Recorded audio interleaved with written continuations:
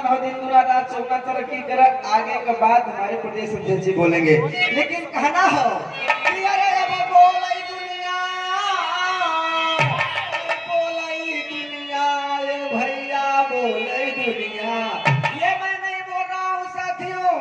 ये विष्णु यादव की आवाज नहीं है साथियों, ये जन जन की आवाज है, ये जनता की आवाज है।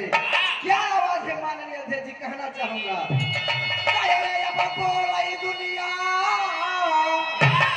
बोलाई दुनिया ए भैया बोलाई दुनिया है धनी रे सपा का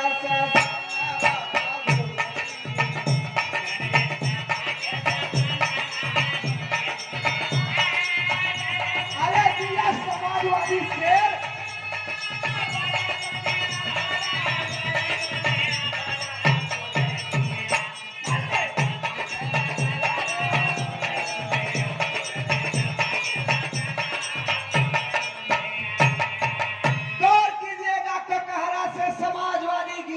कहना हो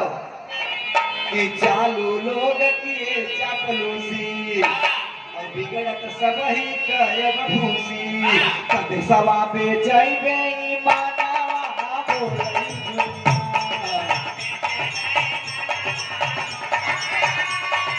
अरे जिया बहादुर जिया क्या बात है, कहना हो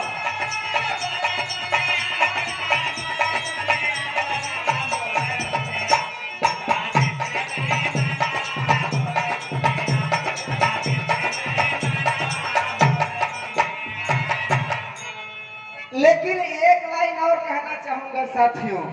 उसके बाद हमारे माननीय अध्यक्ष जी